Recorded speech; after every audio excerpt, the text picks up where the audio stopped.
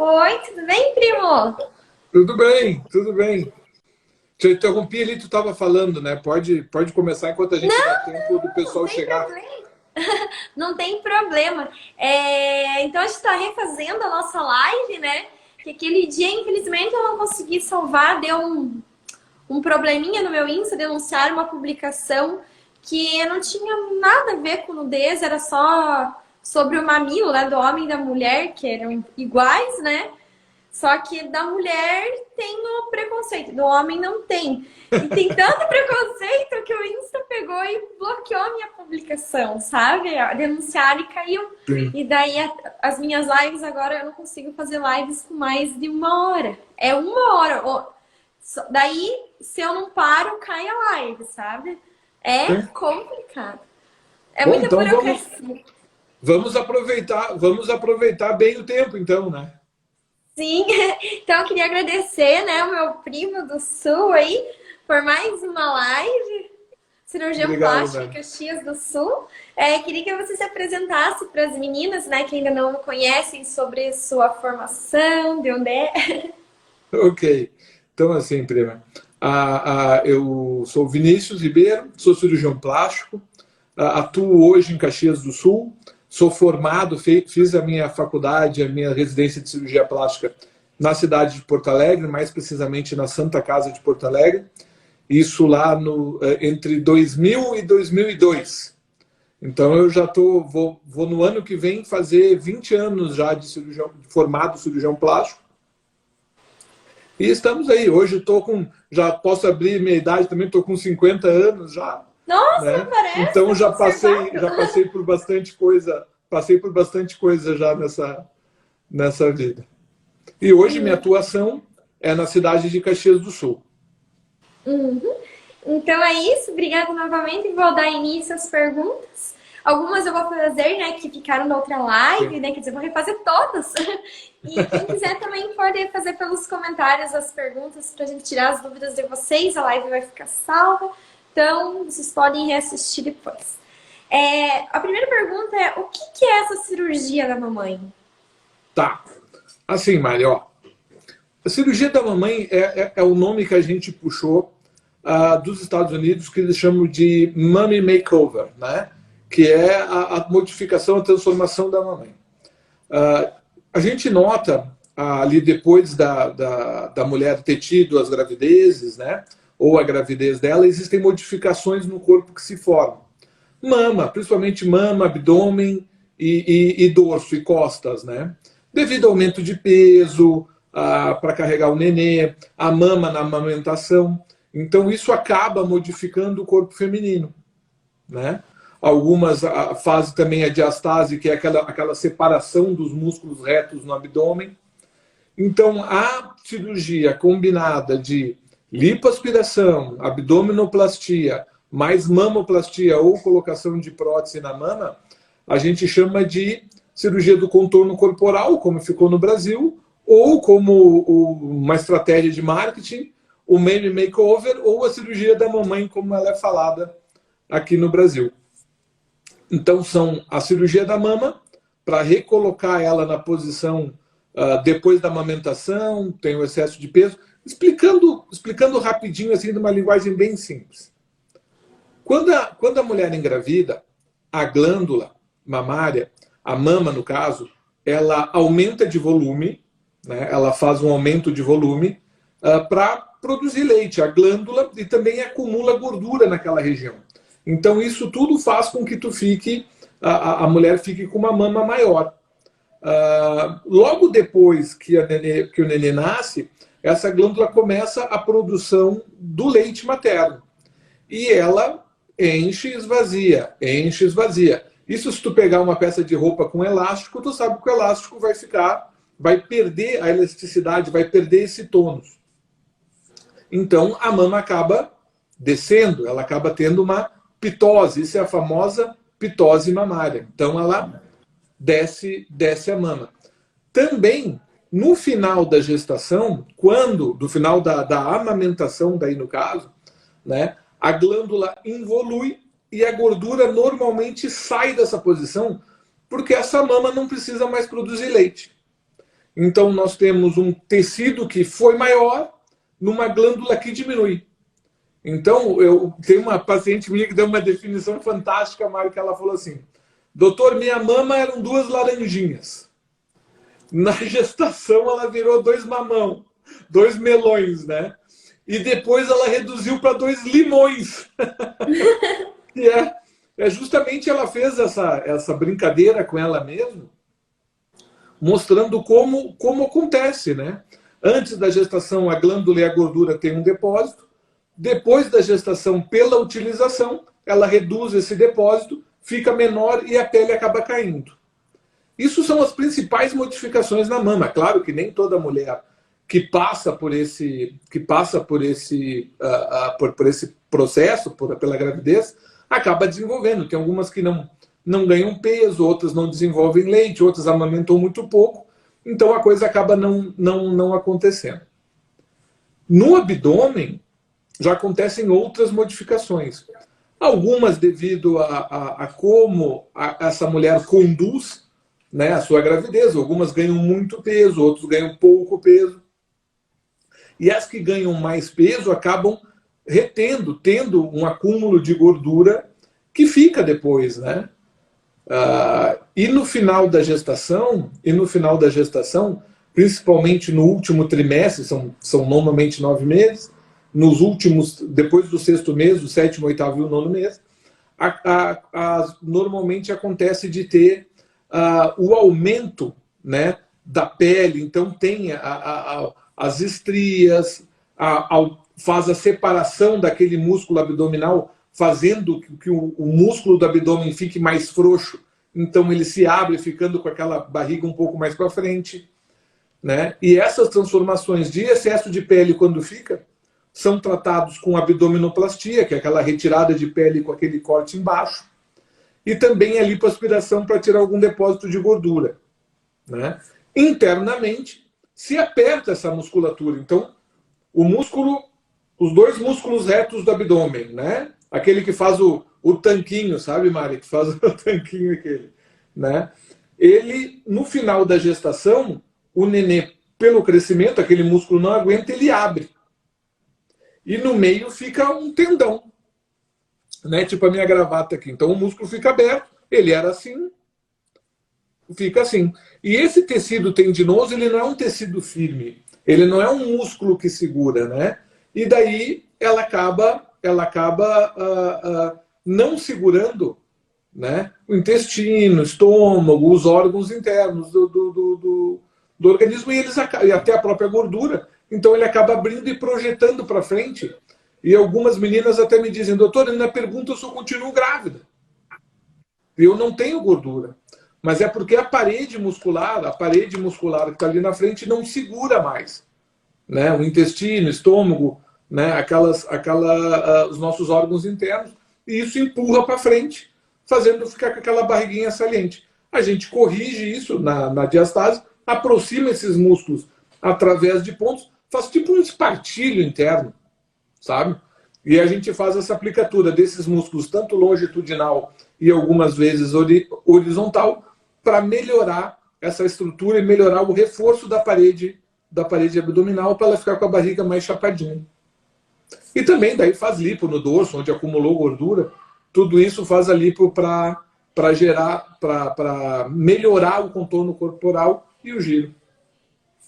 É basicamente isso. Claro que cada caso vai ter a sua particularidade, cada caso vai ter a sua necessidade ou não de uma cirurgia tão complexa. Isso, obviamente, é avaliado caso a caso. Esse é o resumão, Mari. Sim. Agora vamos nos detalhes. Depois de quanto tempo de gestar pode fazer a cirurgia plástica? Normalmente, depois da gestação, depois que o neném nasceu, o mínimo é 6 meses. Tá? E também serve para amamentação. Quando terminou de amamentar, também 6 meses do término da amamentação. Então, o que eu peço para minhas meninas é abdômen, né? E mesmo quem estiver amamentando, é no mínimo 6 meses. No mínimo 6 meses. Né? Para a gente poder ter todo o recuo.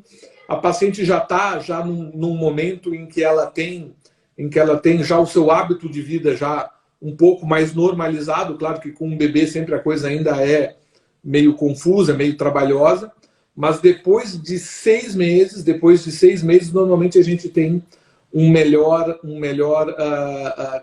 quadro, uma melhor, como é que eu vou dizer, percepção de como essa paciente está e de como ela vai se comportar na pele para saber o que a gente vai retirar. E na mama, após 6 meses, a última mamada, a glândula já praticamente concluiu o seu processo de involução, ou seja, de descida, de retração e de saída de gordura. Então a gente sabe exatamente o tamanho que ela está, a quantidade de flacidez, para daí se trabalhar ou só com retirada de pele ou com retirada de pele mais uma prótese. Uhum.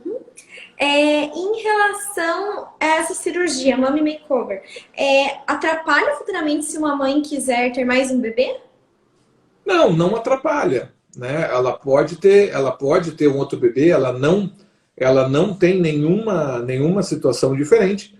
A única diferença é que ela vai perder o resultado estético, né?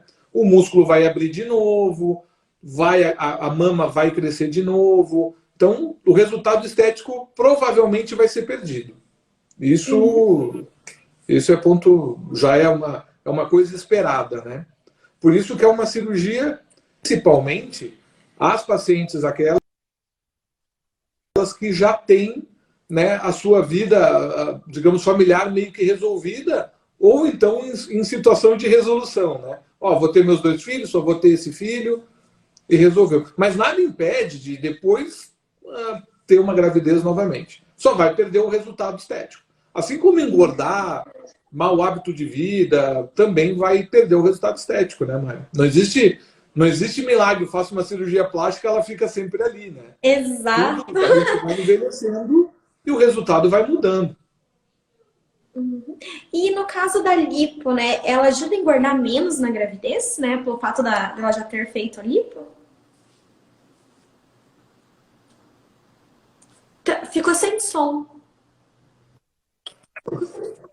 Agora voltou, mas deu uma cortadinha. Estamos com som agora? Sim, sim. Deu uma cortadinha? Tá, desculpa. Uhum. Tá. O que acontece é, aonde se faz a lipoaspiração, se tem um pouco mais de fibrose e aquela célula de gordura que estava naquela região, ela fica mais machucada, tu acaba destruindo um pouco da célula. Então fica um pouco mais difícil engordar naquelas regiões de lipoaspiração. Porém, novas células são formadas e ela acaba crescendo ali de novo. Obviamente, a gordura ela vai tentar ir para outros lugares. Então tu acaba engordando mais nos braços, nas bochechas, nas coxas, no bumbum, porque a gordura ela vai procurar um lugar mais fácil para se acumular. Que interessante. Em relação à mastopexia, quais são os tipos de incisões que podem ser feitas?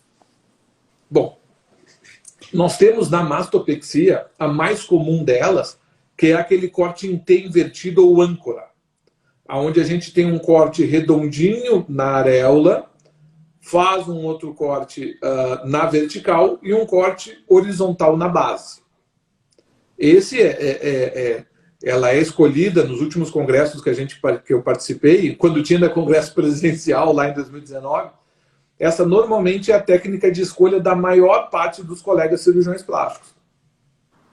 Porém, existem outras técnicas, né? Existe a técnica que a gente chama só um pirulito, que é só aquela ao redor da areola e desce, quando a paciente não tem muito excesso de pele na base da mama, então a gente consegue fazer uma redução da pele sem precisar tirar aquela parte horizontal. Também tem a técnica do professor Bozola, que é uma técnica em L, tu faz ao redor da areola, desce também. Tu pode ver que a vertical tá em todas, né? Desce a vertical e daí ao invés de vir o corte para a área central, o corte vai para a lateral fazendo tipo de um L. Essa é a outra técnica para mastopexia. E uma que muita pouca gente usa, e realmente na minha mão nunca deu certo, que é aquela periareolar, onde faz um corte só pela areola. né? Essa realmente é uma técnica que comigo não funcionou, não consigo montar a mama nem deixar um formato. Fica muito legal ali nos primeiros 6 meses, depois ela... Comigo não funcionou a pele areolar, porque daí é um corte só ao redor da areola. Uhum. E Meus toda amigos, mastro, e toda meus mastro amigos colorados tem que, aparecendo na série. e toda massa tem que retirar a areola, tipo, ela é retirada e daí ela é colocada de novo ou Não, não? não, não, não. Isso é uma coisa muito comum que as pacientes perguntam, mas não é, a Sim. areola não é retirada da mama, sabe, Mari? Ela não é retirada. O que a gente faz é tirar um entorno da pele ao redor. Como se eu pegasse um botão da camisa aqui, tirasse o tecido ao redor e depois apertasse para o botão de novo. Tu entendeu? A areola não sai da posição. A areola continua na posição. Sai a pele ao redor, sai a pele ao redor, e depois essa pele ao redor, ela é comprimida na região da areola. Então ela ajuda a puxar. Como se tivesse um saquinho que tu puxa um cordão e ele aperta e diminui o tamanho. Então a areola não é retirada e recolocada. É retirado o entorno da pele e depois puxado essa pele em direção à areola, apertando. Se tu já teve um saquinho de joia, aqueles saquinhos que fecham em cima, sabe? É a mesma coisa, ele está aberto, tu coloca algo ali, tu puxa aquele fio, tu puxa aquela fita e ele vai apertando e se encostando na areola. E isso faz com que o tecido deslize por cima da mama e fique mais justo. Nossa, que interessante. Porque é uma dúvida bem comum mesmo. Ai, como que eles tiram a areola e colocam de novo? Não, não tem retirada de areola, Mari. Em toda a minha carreira médica, eu só precisei fazer uma vez, porque a mama daquela menina, e isso foi um trabalho na Santa Casa de Porto Alegre, onde eu fiz o meu serviço de residência, a areola da menina, ela estava abaixo da cicatriz umbilical. Nossa. E era tão grande essa distância que a gente teria que subir, que ela ficou inviável para se nutrir. Então a gente conversou bastante, ela assinou documentos, porque quando tu tira a areola e recoloca, ela perde toda a inervação. Ela passa a ser um enxerto. Passa a ser como se fosse uma tatuagem. Ela perde a função de amamentação e perde a função erótica, né? Tu passa a não ter nenhuma zona erótica na mama, né? Então isso é o que foi feito para nossa única solução para evitar que ela tivesse uma necrose da mama pela distância que ela teria que puxar. Mas essa foi um caso extremo que nos outros 19 anos da minha prática médica eu não vi outro. Não vi outro. Uhum. E em relação à mama redutora, é possível fazer um sutiã interno? Como que é feita a estruturação da mama? No caso, não sei se a palavra certa é estruturação, né? Sim, deixa eu explicar o que é o sutiã interno. O sutiã interno, eu não vejo necessidade de utilizá-lo quando a gente só faz a mastopexia. Né? Quando eu só subo a mama, eu não vejo uma necessidade de fazer sutiã interno. Vou mandar essa live para uma amiga minha que ela pediu para fazer essa pergunta. Tá bom, tá bom. Tá. Qual é o nome dela, Mari? Te lembra?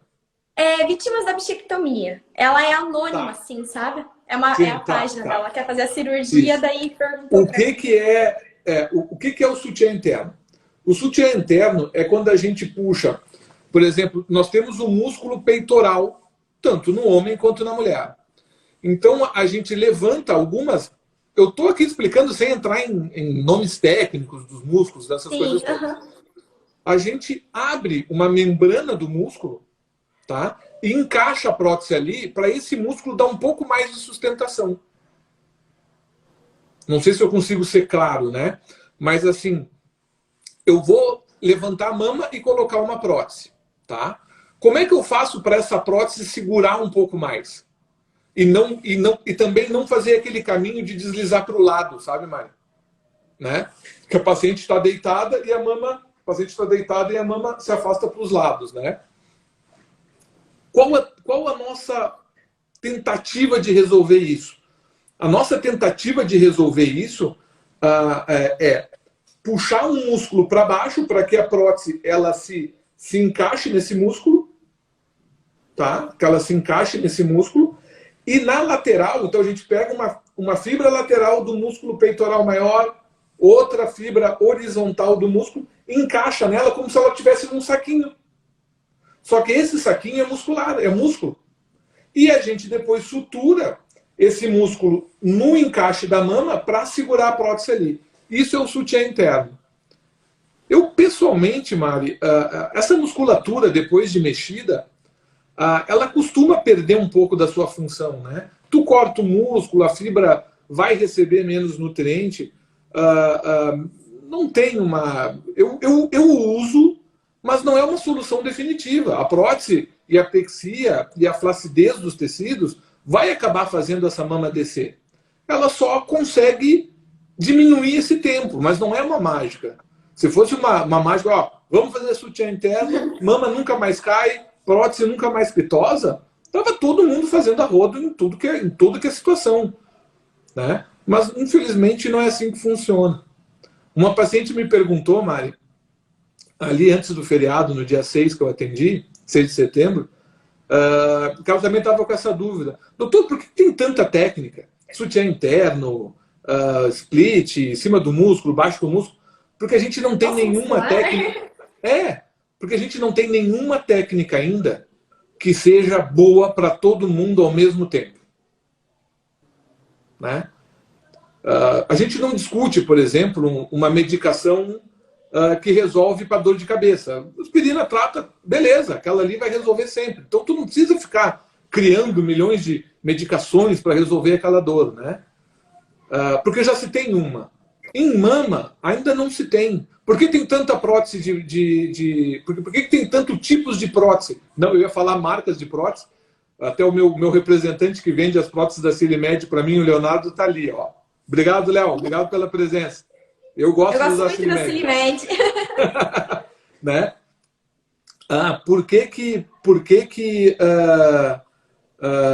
não tem uma técnica específica? Por que tem tantos tipos? Por que tem uma mama lisa, uma prótese lisa, uma prótese texturizada, uma super alta, uma média, uma alta, uma super alta, uma cônica, uma texturizada, uma lisa? Porque a gente não tem uma que funcione em todo mundo ao mesmo tempo. Né?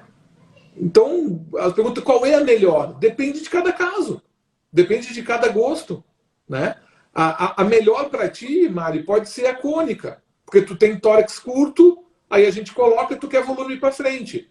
Aí pega um caso de uma mulher que tem um tórax mais largo. Eu peguei uma jogadora de vôlei aqui da cidade e tinha um tórax quase o tamanho do meu, quase a minha altura. Se eu botar uma prótese cônica, ela vai ficar muito estreitinha no tórax dela. Aí eu tive que optar, e ela também não queria tanto volume, porque ela ainda gostava de jogar vôlei. E uma mama muito grande vai interromper o jogo dela, né? Então a gente optou por colocar uma prótese mais bolachuda, no caso, né? Uma prótese mais larga, com menos projeção, para ela ter o volume e não... Né? Não tem. Uma pergunta ali, qual a melhor prótese, Silimed ou Politec? Não tem a melhor. Tem aquela que o médico está mais adequado, aquela que ele confia mais, aquela que tratam ele melhor também. Não adianta eu pedir prótese da Politec ou da Silimed, eles também não me entregarem, né? Por enquanto a Silimed está me entregando tudo. Sim, e Silimed e Politec é muito parecido, né? A origem da empresa é a mesma. Né? A origem da empresa, a Politec e a Silimed é a mesma. Depois os sócios se separaram, uma ficou na Alemanha e a Silimed ficou no Brasil. Agora eu vou voltar lá na nossa pergunta. Qual que é a melhor... Como é feita a mama redutora sem prótese? Como que é a estruturação dessa mama? Tá. Isso é uma pergunta bem técnica, né? É uma discussão mais de cirurgião para cirurgião. Mas explicando assim, ó, a gente faz a retirada do tecido mamário excedente, junto com o tecido, junto com a pele excedente. E depois se rearquiteta, se refaz essa montagem, às vezes puxando um retalhinho de gordura para fazer uma prótese fake com gordura, né? Para se reposicionar mais para cima, e depois se monta, pegando, como se a gente separasse um bolo por dentro, tirasse um cone desse bolo por dentro, e depois apertasse o pão de ló de novo. É basicamente isso. E a pele é o glacê que tu cobre depois para cobrir, tipo um envelope de pele. Não sei se ficou muito básico, mas é praticamente isso. Então, a gente tira um cone, como se tirasse um cone, uma cunha, né, da mama com glândula, gordura e pele até o músculo peitoral, né? E depois se junta esse tecido de novo, né? Claro, tem várias coisinhas na técnica aí, né? Juntar os pilares, pontos de sustentação, aonde se junta ela e daí se dá depois de novo o formato redondo. Depois desse formato redondo, você pode reajustar novamente a pele para ela fechar. Eu tenho um vídeo na minha página do Instagram, e eu vou fazer um vídeo talvez com essa explicação melhor na minha página do YouTube. Depois tu me ajuda a divulgar minha página do YouTube aí, prima. Ajuda sim. A gente está começando, só tem 2 videozinhos lá, mas em breve terão mais vídeos lá sim, tá? E eu vou colocar tipo um videozinho ou com uma animação explicando como é que faz os pilares ali, sem ser numa cirurgia mesmo, porque tem muita gente que não se choca ao ver gordura, sangue, essas coisas. Então vamos fazer um videozinho animado para todo mundo ver e não ter nenhum problema, até para o YouTube não me bloquear a imagem, né? Porque às vezes a gente vê umas imagens tão fortes de cirurgia plástica que dá medo, né? Tipo, ui, eu sou assim, né? Dá medo. É o meu dia a dia, né? Eu lembro isso, né? Eu sou realmente apaixonado por cirurgia plástica, é a coisa que eu mais gosto de fazer, sem dúvida nenhuma, né? Eu não consigo me ver fazendo outra coisa. Eu tenho várias coisas que eu gosto de fazer, eu também sou formado em Direito, eu gosto muito de estudar leis e códigos, né? Código Civil, Código Penal, e sou fascinado por mercado financeiro, gráficos de mercado financeiro, criptomoedas, ações na bolsa, mas a minha paixão mesmo é cirurgia plástica. E todas as suas nuances, né? E a pergunta que tu fez ali sobre das imagens, né? Realmente, eu tive uma colega uma grande cirurgiã hoje, né? Ela não é cirurgiã plástica, ela é cirurgiã, ela é proctologista, em que no primeiro dia da aula de anatomia ela desmaiou quando teve que cortar um cadáver para examinar um músculo. E hoje ela é uma excelente cirurgiã, né? Tudo a gente se acostuma. Tudo. O ser humano ele se adapta a tudo a que ele for determinado. Em relação à lipoabdominoplastia é diferente da lipo normal? A lipoabdominoplastia é diferente da lipo normal, porque a lipo eu só tiro gordura. Eu deixo toda a pele lá. Inclusive, se tiver um excesso de pele, essa pele vai ficar flácida, né? A lipoabdominoplastia, além de tirar a gordura, depois eu tiro todo o excesso de pele. Aí tem, ao invés daqueles diminutos cortezinhos que a gente tem na pele, a gente também tem aquele corte todo embaixo, fora, que vai de uma ponta ao outro da osso do quadril para retirar a pele. Minhas fãs ali. Obrigado, Alessandro. Aqui perguntaram, eu achei bem interessante fazer essa pergunta. Doutor, você considera fazer uma boa hidratação da pele e ter uma alimentação saudável para auxiliar no processo cicatricial? Não, isso é óbvio. Até tem um colega que tu tem que entrevistar, fazer uma live com ele, o Dr. Renato Giannini, de São Paulo. Depois eu te passo o contato dele, aonde ele já tem uns trabalhos sobre alimentação no pré, alimentação no pós, suplementação nutritiva, que eu estou começando a fazer isso com os meus pacientes agora, e com resultados muito bons, com menos seroma, que é aquele líquido que forma, melhora na qualidade da cicatrização, tudo baseado em suplementos alimentares que a gente, se a paciente se conseguir chegar antes, a gente começa até 30 dias antes, uma suplementação alimentar para dar as vitaminas essenciais para a cicatrização e também ajudar no processo de cicatrização como um todo, inclusive no processo inflamatório, no processo de cicatrização interna e da pele externa também. Porque uma pele ressecada, uma pele sem hidratação, cicatriza menos do que uma pele hidratada, bem nutrida, com uma boa quantidade de proteínas. Uhum. Obrigada. Mari, tu tá vendo as perguntas que estão aparecendo ali? Eu vou puxar aqui, sim, ó. Eu tô vendo. Eu vou tentar buscar as primeiras lá que a gente deixou passar algumas. Tu te importa?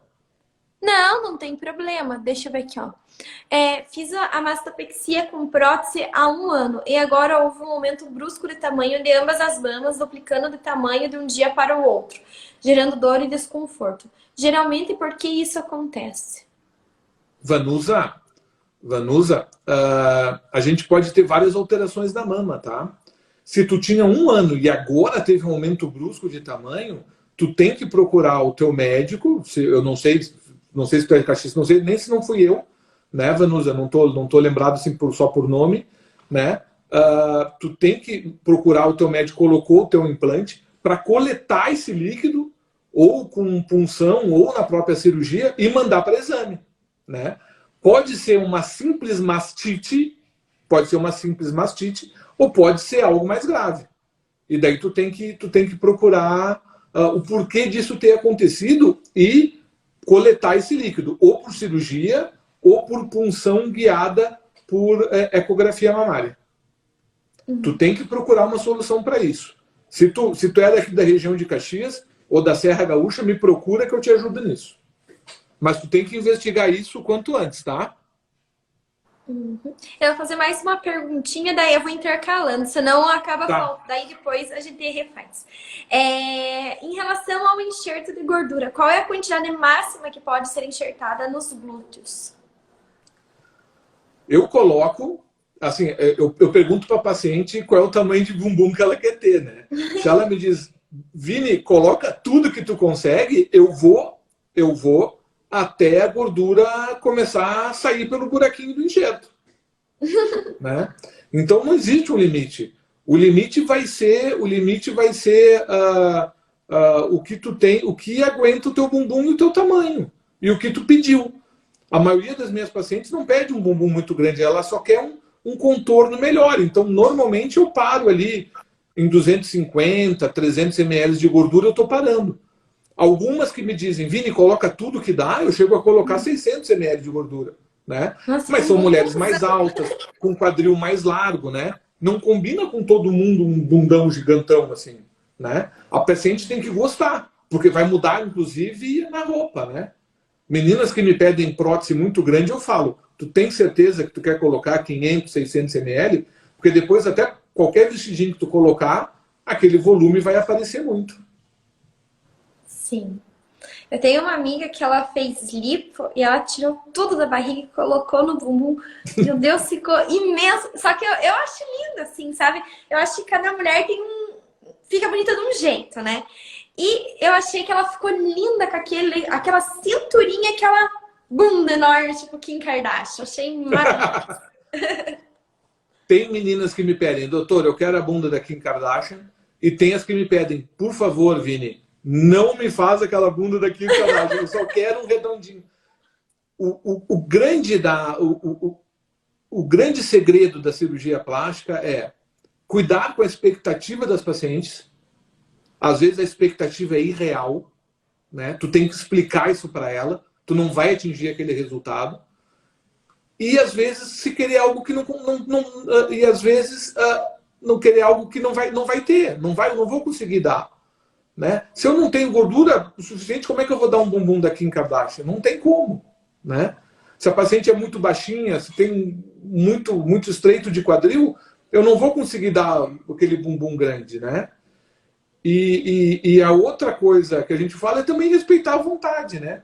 Se a paciente quer o maior bumbum possível, a gente tenta o maior bumbum possível, desde que isso não a atrapalhe na sua saúde, né? Não posso pegar uma menina pequenininha e botar 800 ml de prótese, né? Ela vai acabar tendo um problema no tórax dela, de arrancamento de pele, de sinmastia. Então isso a gente tem que cuidar, né? Isso a gente tem que cuidar. Vamos intercalar para prestigiar quem está nos ouvindo. A Mariana perguntou, e para quem já fez lipoescultura, ficou com um pouco de fibrose, é possível melhorar a espessura da barriga, melhorar a fibrose? Tem algum tratamento, alguma lipo alternativa para esse tipo de fibrose? Sim, Mariana, sim. Se já é uma fibrose muito tardia, né, talvez o ideal seja passar a cânula de novo, liberar essas fibroses, e daí no pós-operatório imediato tratar com tapings, aquelas fitas, né? Para quem não sabe o que é, aquelas fitas cirúrgicas que se coloca no pós-operatório, fazer drenagem linfática desde o começo, né? Para poder tratar. É realmente um caso difícil. Às vezes tem muitas fibroses que são difíceis de tratar. Mas com massagens, novamente liberando a pele, às vezes até, Mari, colocando um pouco de gordura para deixar ela mais lisa, a pele, sabe? Ou então tirando a pele e descendo ela de novo. Mas tem tratamento sim, Mari. Dá para se mexer. Infelizmente a gente cuida muito para não ter fibrose, mas às vezes isso até independe da qualidade do cirurgião. Às vezes é como a paciente cicatriza, e às vezes isso foge totalmente do nosso controle. A gente perguntou se pode engravidar depois. A gente já respondeu essa, né? Pode engravidar depois, sim. Em relação a duração desse enxerto, ele pode sumir com o tempo? A quantidade enxertada é a quantidade que continua depois da cirurgia, ou se perde uma porcentagem? É uma grande incógnita, né? Vai depender do metabolismo de cada um. Eu sempre coloco um pouquinho a mais do que a paciente pede, eu sempre faço uma correção um pouquinho maior, porque a gordura às vezes tem a tendência a ser um pouco absorvida, né? E depois de 6 meses é o resultado que fica. E daí vai depender de como tu te comporta. Se tu engordar, por ali ter mais células tronco desenvolvedoras de células matriz da gordura, tu vai acumular mais gordura ali. Ou se tu emagrecer, vai emagrecer ali também. Não sei se eu consegui fazer me entender. Entendi, sim. Né? As gorduras ela vai se comportar como uma gordura comum e elas incham depois. Isso, né? Se tu ganhar mais gordura ali, ela fica uma célula de gordura normal depois, né? Depois de 6 meses, o que reduziu e fica ali. Eu normalmente conto com uma perda de 5 a 10% do volume enxertado. Mais ou menos, é isso que eu tenho tido de redução. Então, eu sempre coloco um pouquinho a mais, não muito, porque também não puxa tanto assim, tá? Não puxa tanto assim. Uma paciente até que eu coloquei um tecido um pouquinho mais, fiz um pouquinho mais de enxerto, e ela, uma menina pequenininha, ela disse que ela parecia que sentava em 2 colchões d'água na bunda, assim, da quantidade. No começo é um pouco mais estranho mesmo. É a primeira sensação também, né? Depois que você vê a prótese, a primeira vez você olha, meu Deus, o que é isso? Parece que vai cair, né? Aquele troço, aquelas torres. E não, as torres estão fixadinhas ali. Uma pergunta interessante aqui, Mari, da mastopigmentação. Doutor, qual é o menor tamanho? Pode fazer, Mari, pode fazer. Doutor, qual é o menor tamanho que pode ser cortado uma areola para que as cicatrizes de forma segura? Pergunto, pois muitos reclamam que a areola estica novamente. Bom, para nossas colegas da mastopigmentação, eu tenho 2 areolótomos. O que é isso? São umas marcações, já 2 instrumentos que a gente usa, que já tem o formato redondinho da areola para me dar o mais redondinho possível essa areola. E eu tenho de 2 tamanhos, de 4 centímetros de raio, de diâmetro, e de 13,5. Eu acho que menos de 13,5 é difícil, sabe? Menos de 13,5 começa a ficar muito pequena a areola. E o fato dela esticar vai depender da flacidez da pele. Tem paciente que eu corto ali os 4 centímetros, fica 4 centímetros. E tem outros que a cicatrização, quando ela ganha, principalmente quando ela ganha peso, ela acaba esticando e a areola estica. Isso não tem muito como resolver. Uhum. Perguntaram até que idade é recomendada a cirurgia sem prótese. Deixa eu tentar entender. Até que idade é recomendada essa cirurgia sem prótese? Qualquer idade, Daisy. A Daisy é uma grande menina, muito bonita, e andou fazendo procedimento recente com a gente. Não tem uma idade. É do gosto da paciente. Né? Tem paciente com muito pouco volume que a gente colocou, que a gente só subiu e ela ficou com uma mama bem pequenininha. E tem paciente com grande volume e de idades, de tudo que é idade. Né? Eu já fiz essa cirurgia em meninas de 18, 19 anos. 17, eu tento não operar abaixo de 18. E a minha paciente com mais idade que eu fiz essa cirurgia tinha 69 anos. Ela reclamava da mama, extremamente vaidosa. Eu falei, mas a senhora tem 69 anos, sua mama tá boa. Não tá boa, doutor, vamos pôr isso pra cima. E meus anestesistas toparam, ela tinha exames de saúde perfeitos. Subimos a mama dela com 69 anos de idade. Na vaidade, não tem um limite. O que vai me limitar é a tua saúde. É o que tu tem. Se a tua saúde permite que eu faça essa cirurgia. Uhum. Tá, Daisy? Perguntaram quem tem urticária crônica pode fazer a tripla? Me ajuda, o que é a tripla? A cirurgia? É. A cirurgia? Bom, tem que tratar, né, Liliane? A cirurgia tripla é mama, abdômen e lipo, né? Tem que tratar, porque a urticária crônica ela vai atrapalhar muito na cicatrização. Porque a urticária crônica já é um sinal que a tua pele sofre com hidratação, e daí tu imagina esticar. Uma cirurgia normalmente gera uma desidratação na pessoa, né? Então, tudo isso no jogo tem que ser bem tratado, não pode estar em fase aguda, porque mesmo a urticária crônica tem picos, e não pode estar nesse pico, tem que ser tratado, tem que estar bem tratado por uma dermatologista, com bastante cremes, com a menor repercussão possível dela, e daí dá para se fazer.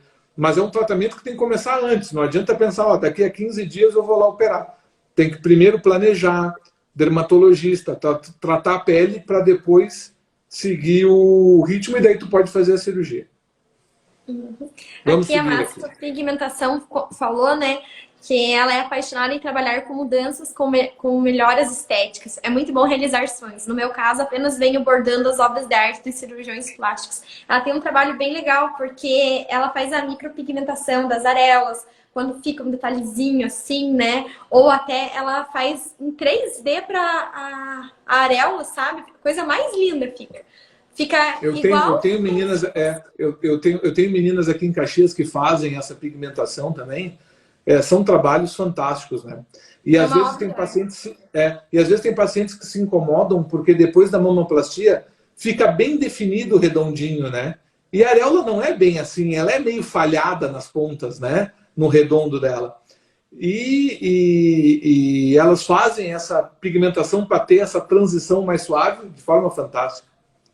Olha a pergunta da Bruna Rafaela Oliveira aqui.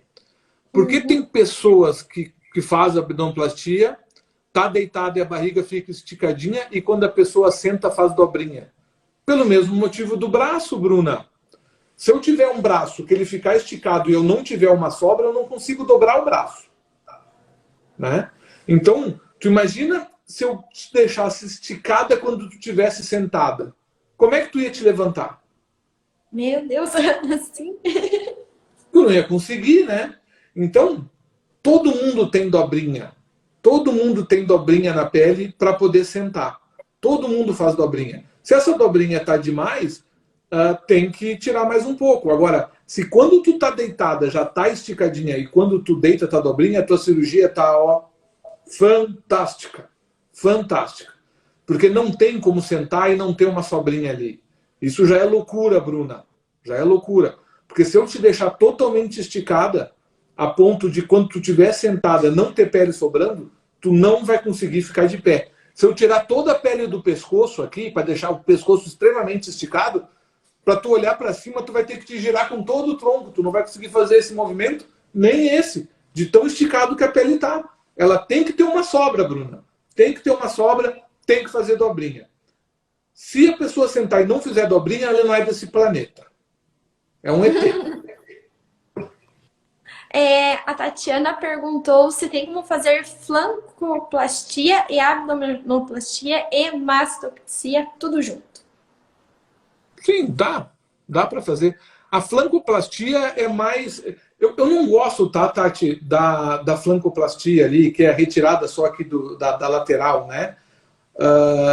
Eu prefiro lipar ali e depois contar com a retração ou fazer depois tratamentos de radiofrequência para, sabe, diminuir a cicatriz e diminuir a flacidez de pele ali.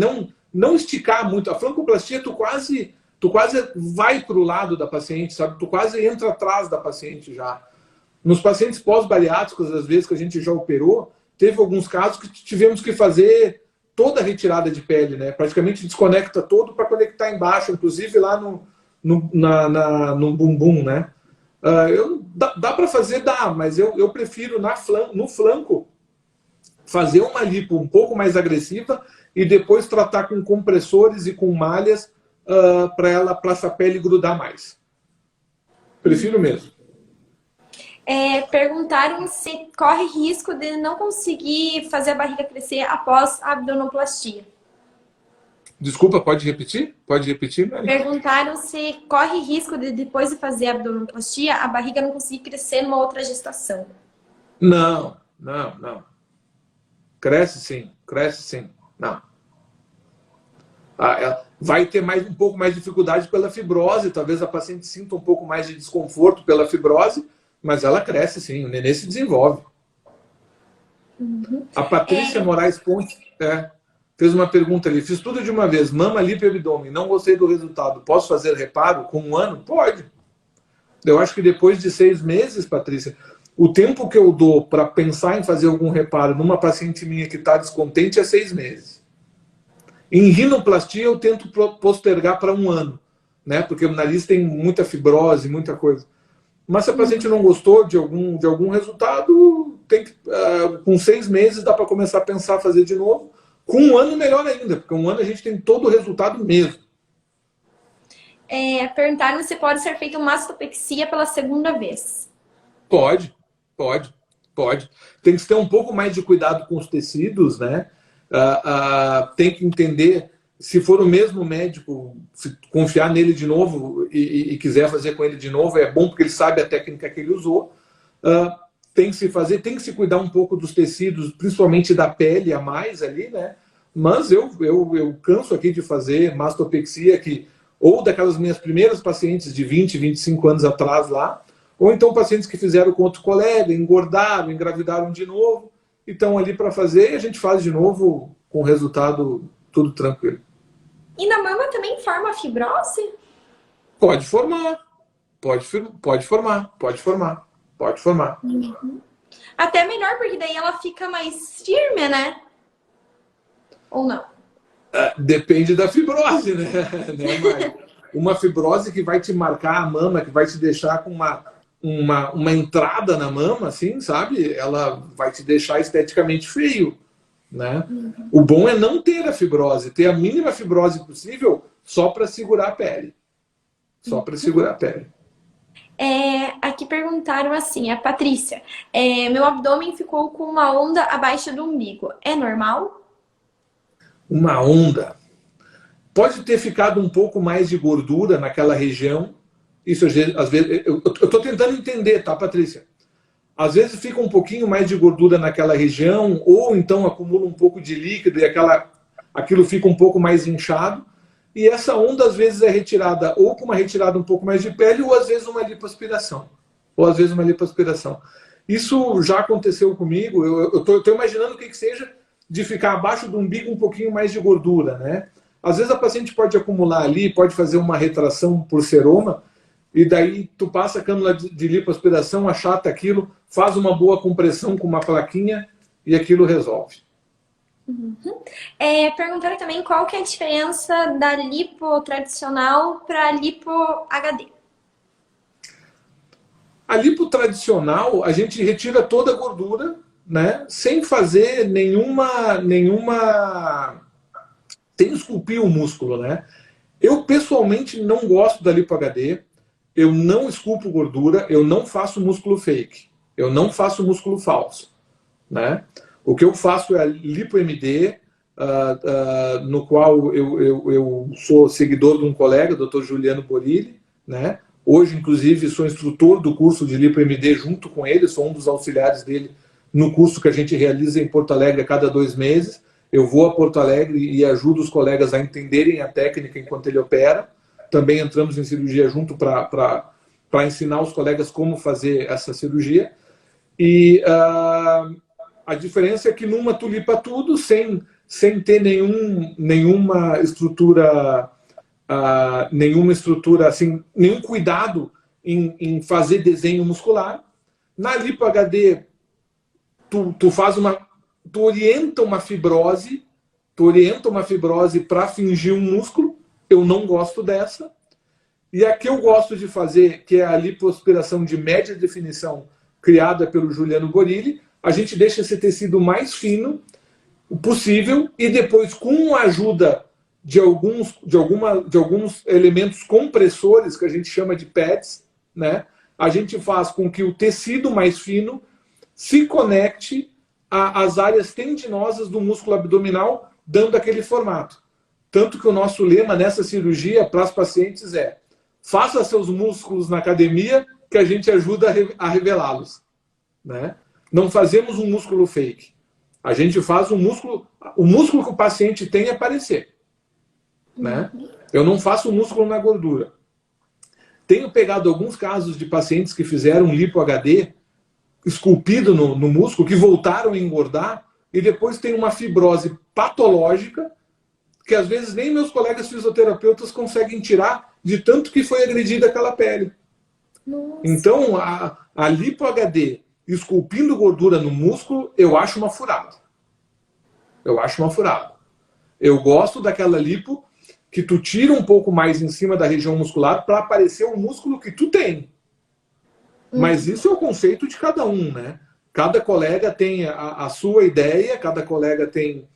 Eu não quero falar mal do procedimento de ninguém, né? Tanto que vendem essa cirurgia e as pessoas gostam e algumas têm resultados que ficam muito felizes, né? Mas para mim não me agradava o resultado daquilo, eu não me sentia confortável e eu preferi fazer essa de ter um retalho fino e colocar e lipoaspirar em cima das regiões tendinosas para depois, com o aperto nas regiões certas, fazer a ondulação correta desse abdômen. Uhum. Eu tenho uma amiga que ela fez a lipo HD e ficou bem estranha a barriga dela. Porque ela já era meio gordinha assim, sabe? Meio cheinha. E daí afundaram bem assim dos lados e deixaram aquele meio alto, tipo... né? Porque não é músculo, Mari. Não é músculo, gordura. É um músculo fake.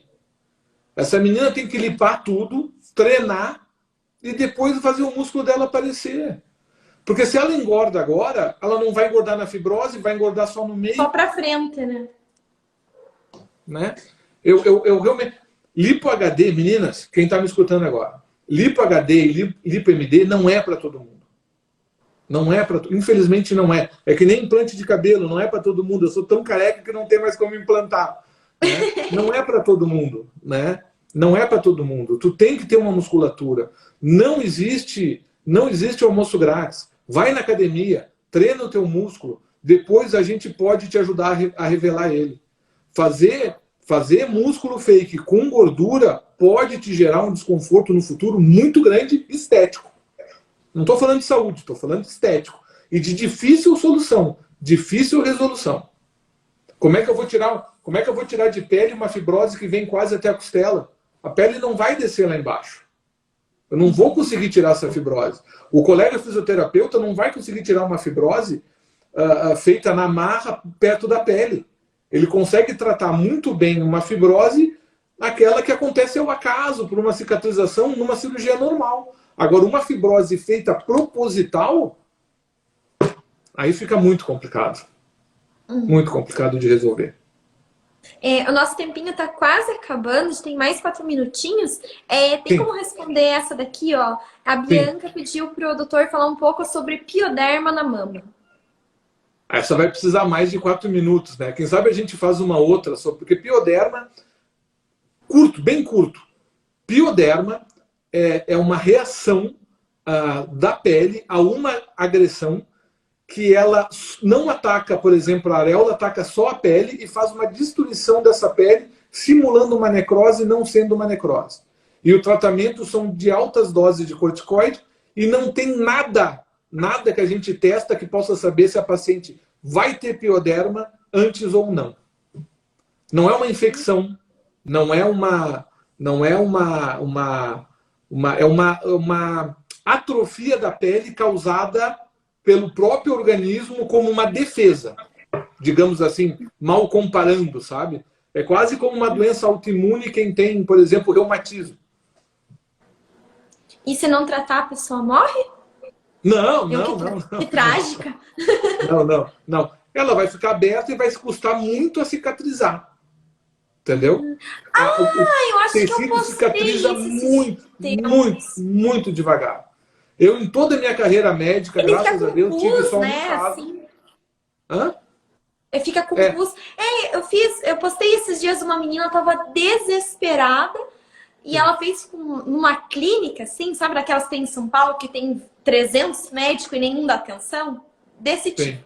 E daí ela não sabia o que era, quem tava cuidando era a secretária e no final era pioderma. Um monte de médico mandando no direct, viu? Fala pra ela, pioderma, ela tem que tratar, né? Porque... Com tratamento com corticoide resolve tranquilo. E às vezes a cicatriz nem aparece, fica quase que inaparente. Nossa, surgiram um monte de perguntas. Vamos ter que fazer outra. Vamos fazer outra. Com certeza. Eu já vou terminar aqui, que falta 2 minutinhos para não correr o risco. Começou a contar. 1 minuto e 56 segundos. Queria agradecer a todo mundo que participou da live. As perguntas que não foram respondidas, podem mandar no direct pro Dr. Vinícius, que ele também responde. Sigam ele lá no Insta. E numa próxima live, vocês podem fazer as perguntas de novo, tá bom? Obrigada, primo. Beijo, obrigado pelo teu convite, Mari. E me sigam também no YouTube, Dr. Vinícius Ribeiro, que eu estou colocando vídeos lá e vamos abrir uma caixinha de pergunta que eu vou responder tudo num vídeo de YouTube de todo mundo. Certo? É isso, perfeito. Então é isso, boa noite a todos. Bom final de semana e até a próxima live. Tchau. Até. Beijo, Mari. Beijo. Dá um beijo na mãe, no pai. Pode deixar, manda um beijo pro pessoal aí também. Tá bom.